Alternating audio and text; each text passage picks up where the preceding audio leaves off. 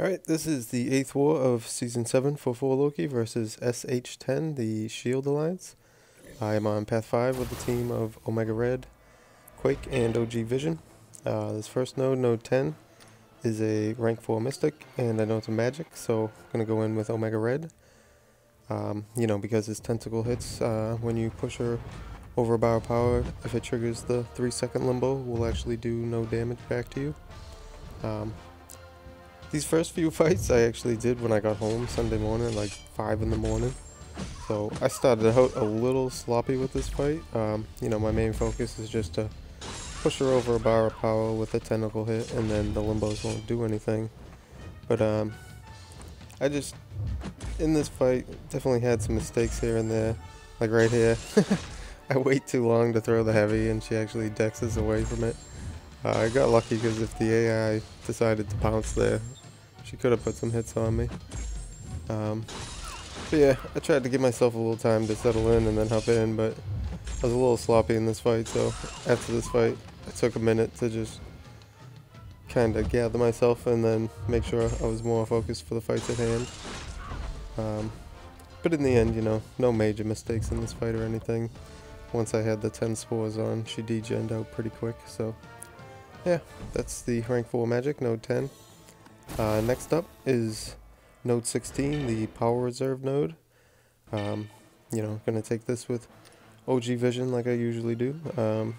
It is a rank 5 skill champ, and looking at his profile, wanted to check the signature level of his Killmonger, because I know this is a Killmonger, and just wanted to get an idea of what the reverb might be like. But one good thing about Killmonger's reverb is it's all based on his stored power, and when you initially start hitting into him with it.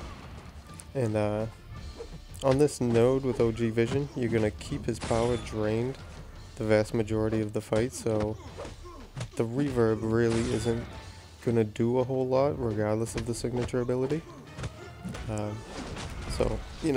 Not too worried about the kickback of the damage, but just wanted to get an idea of what it might be like.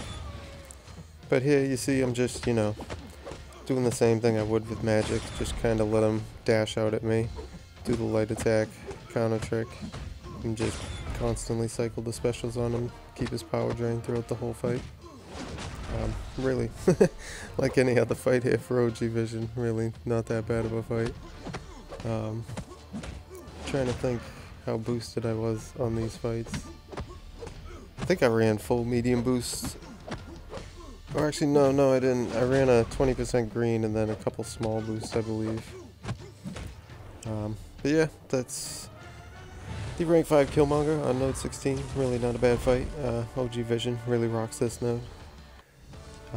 Next up, I will have the node 23 Masochism node. Now, going into this node, I can see that it is a rank 4 Mystic, and this ends up being a Dormammu. Just going to heal up my OG Vision for this fight. Really nothing too difficult about fighting a Dormammu on this node. Pretty much same type of approach I would on this node for most any other champ with OG Vision. Just, going to try and trigger the Masochisms, place the heal blocks, and try to re-trigger the Masochisms after the heal blocks on them as much as I can to actually negate the healing of the Masochism while the heal block's on. If you saw my one war last season against a Void here where I almost died, I was a little too focused on that whole process of, keeping the heal block on and then triggering the Masochism, so it's not my sole focus when I approach this node now. Like, I really just kind of don't worry about the healing as much, but if I can get a heal block on them with Masochism down and then trigger it after, I will do that, but mainly just play into making sure I get through the fight without any issues, any mistakes. You're gonna see right here, I'm gonna catch a heavy here. I don't know what happened there. I tried to evade out of that, but it didn't happen. I just ended up standing there and taking that heavy to the face, so not a huge deal. It cost me a couple of health pots, but I definitely tried to dex out of that heavy attack, and I just stood there and ate it to the face. Now next up, this node 29, 5-star rank 5 thing. I can't even tell you how nervous I was about this fight. I can't even tell you how many duels I did trying to prep for this fight. Definitely was unsure how this was gonna go and was extremely nervous for it. You know, right here, I just gotta get this SP1 out of him. Luckily he throws it here, and I'm already back to the corner, so at this point, just gonna go for the Quake style. You'll see a mix of the green evade techs, which are the auto evades from charging the heavy, or when the concussion's up after the aftershocks going, and a mix of the yellow dexterity techs getting thrown in there. Through my practice, I found that I like to do like a heavy, then a manual evade, then a heavy, and then typically try to trigger a parry or a block at that point. I don't know, it's hard to describe really. Like, it kind of all goes on a feel for what you see the AI doing in the process of this whole Quake and bake in the corner. I mean, you'll see at times like where I just kind of let the first evade occur from the heavy and then go for the parry like I did there. There's no like set science, I guess you could say, to it and how you approach doing this in the corner, and I don't always react the same. It's kind of just going off of how the AI is attacking into you in the corner and how you react to it. I mean, I'm not the greatest Quake player. I really don't know how to describe it all that well. But as you see there, I did get the rank 5 thing down on node 29. Was extremely ecstatic about that. Like, I was so worried about that fight. I really had no idea how that fight might go. So, you know, not being the greatest Quake player and that node, I had no idea how it might turn out.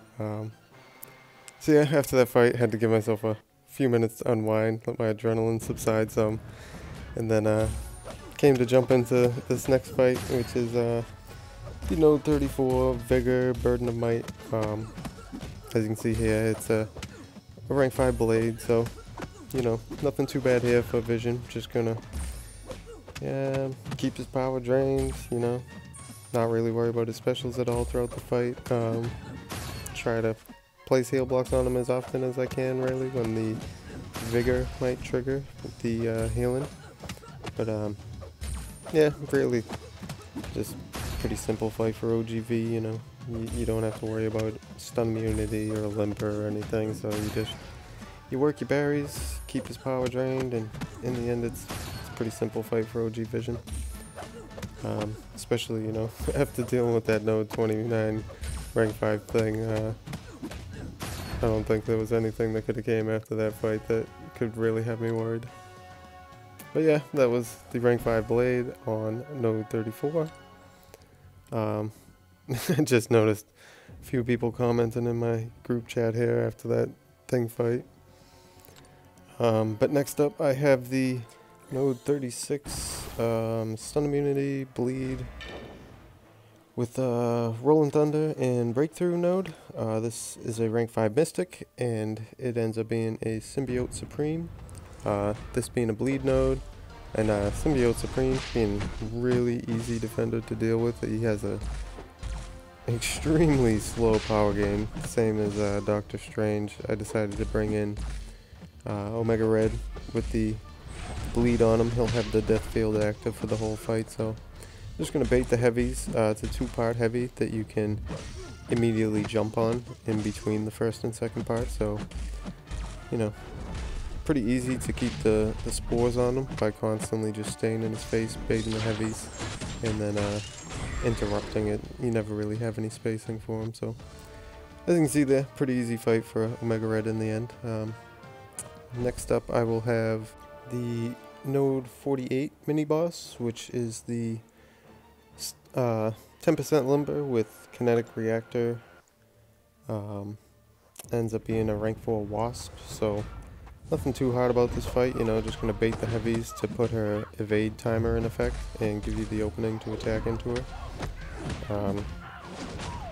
You know, at that point, just as long as you have the evade timer down, you can then not worry about attacking into her. I really didn't even realize in the fight the signature level on her must be a little low, because if it was max sig, you know, basically one combo and a special and that time is already gone. She's back to her evade being up. But there's a little longer in the fight that it's actually not up, but I wasn't utilizing any of my parries. Just wanted to keep baiting the heavies and getting the timer back in full effect. And at that point attacking into her. But you know, nothing too bad, just gonna make sure you get that timer going so she can't evade and put the shock on you. And with OGV, you know, just keep the power drain, never have to worry about the specials, so pretty easy in the end. It was only a rank 4 as well, so not too bad. But yeah, that was gonna be my last fight in this war. We did end up winning this war against Shield. Great war to them, and thanks for watching.